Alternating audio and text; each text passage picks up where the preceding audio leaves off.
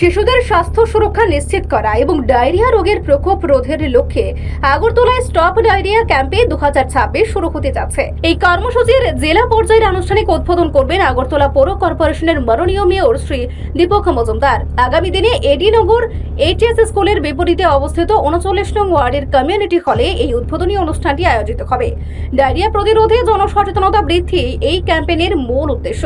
কর্মসূচিতে স্বাস্থ্য দপ্তরের উচ্চপদস্থ আধিকারিক, স্থানীয় জনপ্রতিনিধি এবং বিশিষ্ট ব্যক্তিবর্গ উপস্থিত থাকবেন বলে আশা করা হচ্ছে। এই প্রচার অভিযানের মাধ্যমে সাধারণ মানুষের কাছে ওআরএস ও জিঙ্ক ট্যাবলেটের গুরুত্ব এবং ব্যবহারের সঠিক পদ্ধতি তুলে ধরা হবে। পাশাপাশি ব্যক্তিগত স্বাস্থ্যবিধি মেনে চলা এবং নিরাপদ পানীয় জল ব্যবহারের উপর বিশেষ গুরুত্ব আরোপ করা হবে। মূলত শিশুদের জীবন রক্ষা এবং ডায়রিয়া সংক্রান্ত মৃত্যু হার শূন্যে নামিয়ে আনার লক্ষ্যেই রাজ্য স্বাস্থ্য দপ্তর এই দেশব্যাপী কর্মসূচির আয়োজন করেছে। মেয়র দীপক মজুমদারের উপস্থিতিতে এই কর্মসূচির সূচনা আগরতলা শহরবাসীর মধ্যে স্বাস্থ্য সচেতনতার বার্তা আরও জোরালো করবে বলে মনে করছেন সংশ্লিষ্ট মহল। সরকারি এই প্রয়াসে সাধারণ মানুষকে সক্রিয়ভাবে অংশগ্রহণ করার আহ্বান জানানো হয়েছে।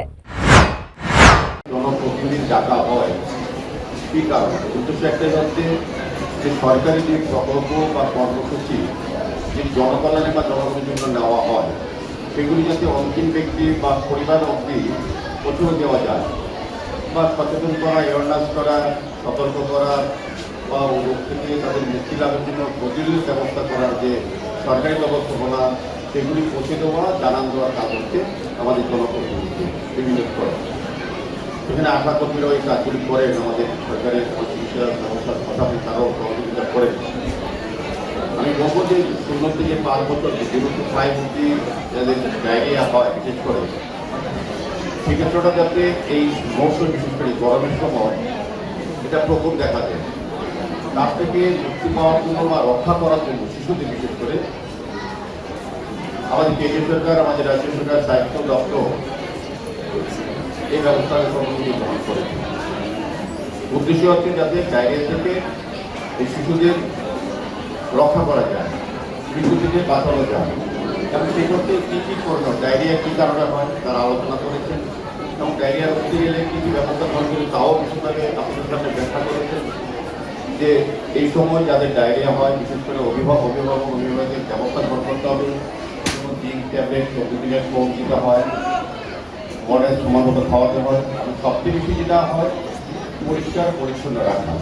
ডায়রিয়ার কারণ যদি হয় যেটা জলবাহিত রোগ বলা হয়েছে, যে জলের কোনো কারণে হয়তো ডায়রিয়ার প্রকোপ দেখা দেয় বা ডায়রিয়া আক্রান্ত হয়, সেক্ষেত্রেও জল ফুটিয়ে খাওয়া বা জলের প্রতি নজর রাখা যাতে ভালো জল পান করানো যায় শিশুকে সে ব্যবস্থা করানো এবং পাশাপাশি তার যে জায়গাটা যেখানে যে শিশু থাকে সেই জায়গাটা এই মহল্লায় বাড়ি বা পরিবারের জায়গাটা যাতে সুন্দর ভালো থাকে, সুস্থ পরিবেশ থাকে, যাতে একটা শিশু সুন্দরভাবে তার শৈশবটা বৃদ্ধি করতে হবে। 0 থেকে 5 অত্যন্ত অল্প বয়স, তাদের নিজস্ব বোঝার বা বিষয় থাকে না, কোনো অভিভাবকদের বোঝার সচেতন হওয়া উচিত, অভিভাবকের দায়িত্ব নিয়ে কাজটা করা উচিত।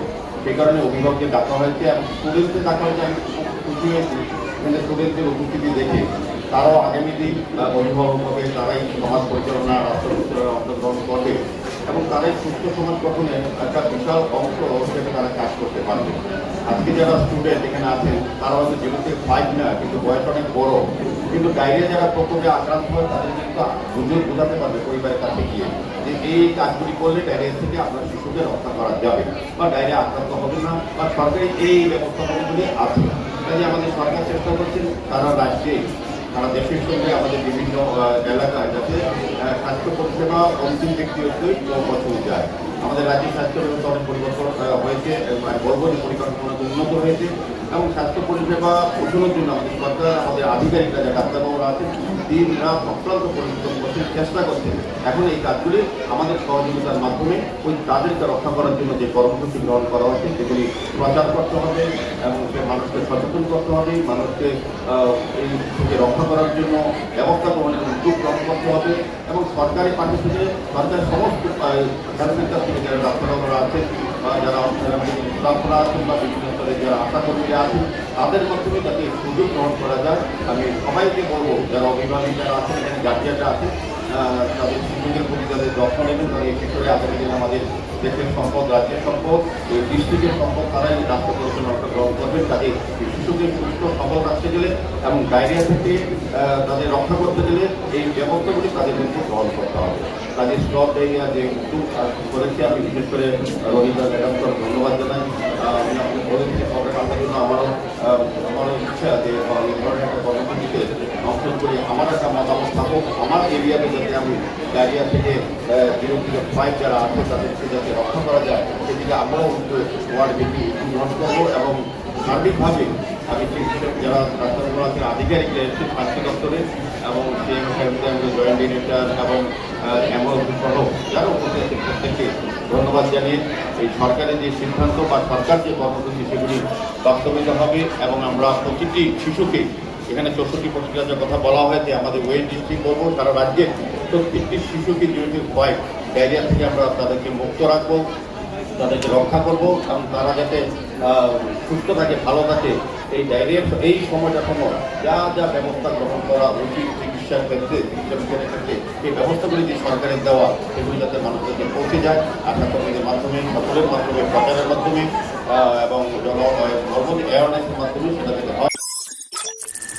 রিপোর্ট সংবাদ প্রতীক্ষা।